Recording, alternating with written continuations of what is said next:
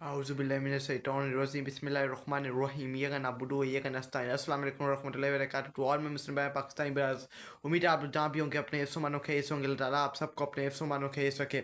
मैं पाकिस्तानी हूँ।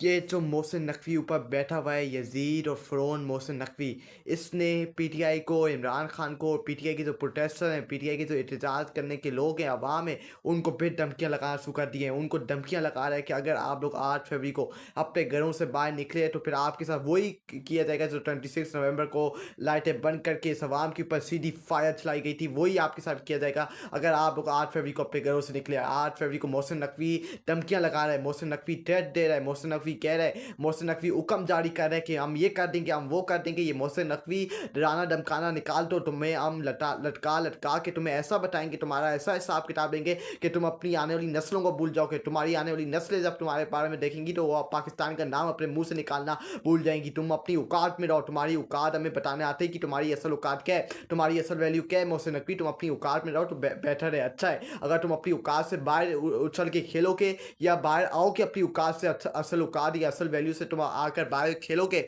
या खेलने खेलने के लिए चाहोगे तो फिर ये अवाम तुम्हारा पीछा भी करेगी और अवाम तुम्हें बताएगी कि तुम्हारी असल औकात और तुम्हारी असल वैल्यू क्या है। तुम अवाम के अंदर निकलो, तुम्हारी इतनी हिम्मत है, इतना अगर तुम्हारे अंदर तरफ है, तुम जो बढ़ के मारते हो प्रेस कॉन्फ्रेंस के अंदर, तुम इतनी हिम्मत इतनी तरफ है तो अवाम के अंदर निकल के दिखाओ तो अब तुम्हें अवाम पे बताएगी कि तुम गोलियां चलाओ कि अवाम का हुक्म चलेगा। अब अवाम का हुक्म चलेगा। मोहसिन नकवी तुम्हारे जो हुक्म है वो ड्यूटी की नोक रखती है। अवाम तुम जैसे फ़िरौन, तुम जैसे यजीद से नहीं डरती।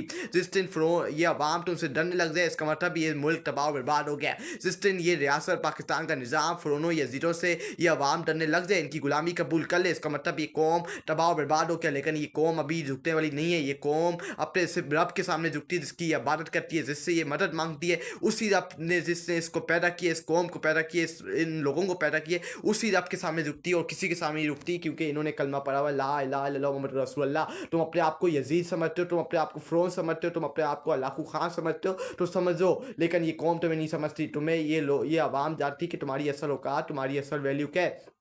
तुम अपने अगर तुम कहते हो तो हम तुम्हें बताते हैं कि तुम्हारी असल औकात, तुम्हारी असल वैल्यू क्या है। तुम अमेरिका गए, तुम्हें जाके तुम वहाँ तुम्हें एक सीट नहीं मिली, तुम्हारी असल औकात, तुम्हारी असल वैल्यू ये है। तुम अमेरिका गए डोनाल्ड ट्रंप के अलग बटारी तकरीर में, तुम अमेरिका गए डोनाल्ड ट्रंप के हाई प्रोफाइल लीडरान से मिलने, जो उसके कांग्रेस जो उससे तलब किए, जो उसने हायर किए अपने अपने आयर मैंस को, जो उसको ओहदे दिए, उनसे मिलने कहते हैं ताल्लुकात बनाने के लिए। लेकिन तुम्हें किसी ने मुंह नहीं दिखाया। तुम्हारी असल औकात, तुम्हारी असल वैल्यू ये है। मोहसिन नकवी तुम पहले अपने गरीबान में जाके देखता हो, ये धमकियाँ डराना ये काम नहीं चलेगा। अवाम निकली कि अवाम अपने मैंडेट छोड़ी के खिलाफ निकली कि अवाम का मैंडेट छोड़ी किया कि अवाम का मुल्क तबाह बर्बाद किया जा रहा है, अवाम की आने वाली नस्लों का मुस्तकबिल तबाह बर्बाद हो रहा है, अवाम का मुल्क तबाह हो रहा है। अवाम इस मुल्क के अंदर रहती है, तुम्हारा मुल्क नहीं है कि तुम हुक्म टोके और ये अवाम नहीं निकली कि ये तुम्हारे बाप या बाप दादों का मुल्क नहीं है। ये तुम्हारे नाम के ऊपर ये मुल्क नहीं बना, ये मुल्क एक इस्लाम के नाम पे बना था। ये मुल्क इस अवाम ने दिन रात मेहनत करके, बुजुर्गों की दिन रात मेहनत करके ये मुल्क बना था। ये तुम्हारे नाम के ऊपर मुल्क नहीं है कि तुम्हारे हुक्म चलेंगे। तुम इस मुल्क के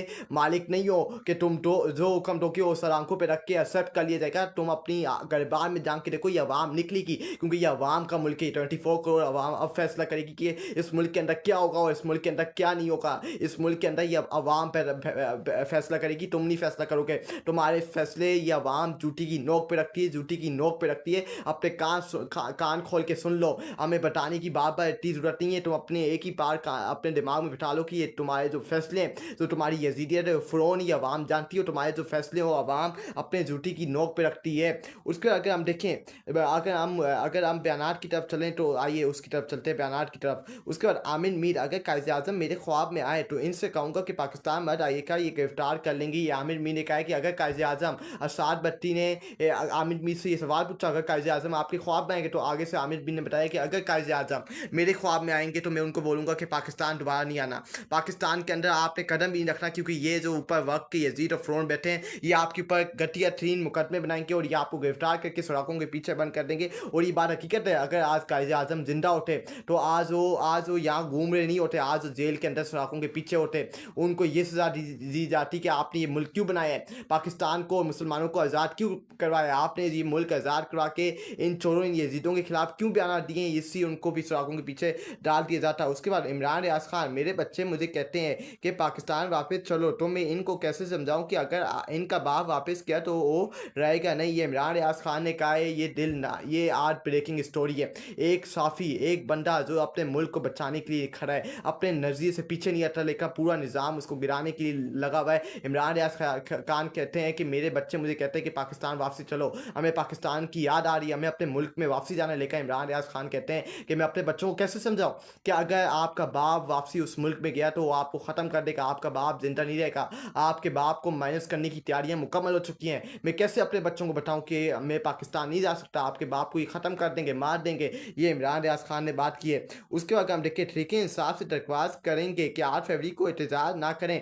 अगर इन्होंने 26 नवंबर की तरह हमारी बात ना मानी तो फिर वही करेंगे, रियासत हरकत में आएगी। मोहसिन नकवी की वार्निंग। ये मोहसिन नकवी आज ये मान के कि हमने 26 नवंबर को अवाम के ऊपर लाइटें बंद करके गोलियां चलाई हैं, ये लोग मान रहे नहीं थे, ये लोग एक्सेप्ट नहीं करते कि हमने अवाम के ऊपर 26 नवंबर को गोलियां चलाई हैं। आज ये मोहसिन नकवी बैठ के टीवी के आके बोंग रहे, कुत्ते की तरह बोंग रहे कि 26 नवंबर को ये मान रहे, ये एक्सेप्ट कर रहे कि हमने अवाम के ऊपर लाइटें बंद करके गोलियां चलाई हैं। इसके बाद अगर इसको जवाब दें, सिस्टम के अब्बा जान का हुक्म है, पीटीआई वाले पीछे नहीं हटेंगे। 8 फरवरी को आज सूरत एहतजाज होगा, इसके बाद बाकायदा तौर पर एहतजाज शुरू होने जा रहे हैं। ये अब्बा जान का जेल के अंदर से बेकमात आ गया। अब्बा ने हुक्म दे दिया, अब्बा का हुक्म माना जाएगा, अब्बा का हुक्म एक्सेप्ट किया जाएगा। अब्बा ने हुक्म दे दिया। इमरान अहमद खान नियाजी जो अदालत जेल के अंदर बंद है, उसने हुक्म दे दिया है और उसके हुक्म के ऊपर अमल दरामद होगा और पूरे पाकिस्तान के अंदर प्रोटेस्ट होगा, एहतजाज होगा। अगर तुम्हारे अंदर इतनी हिम्मत जरूरत है मोहसिन नकवी तो रोक के दिखा दो। मैं तुम्हें चैलेंज करता हूँ, तुम्हारे अंदर अगर इतनी हिम्मत और जरूरत है तो रोक के दिखा दो पीटीआई के प्रोटेस्ट को। अगर तुम्हारे अंदर इतनी तरफ है, अगर तुम्हें इतना ही शौक है लाखू खान बनने का, बरमबाजी दिखाने का, बढ़ के मारने का, तो तुम्हें चैलेंज है कि ये पीटीआई का प्रोटेस्ट रोक के दिखा दो। मैं तुम्हें मान जाऊंगा कि तुम मोहसिन नकवी हो। अगर नहीं कर पाए तो फिर मैं देखता हूँ तुम्हारे साथ क्या होगा। उसके बाद अगर हम देखें इमरान रियाज़ खान, इमरान खान हुकूमत नहीं मांग रहा और यही असल मसला मुल्क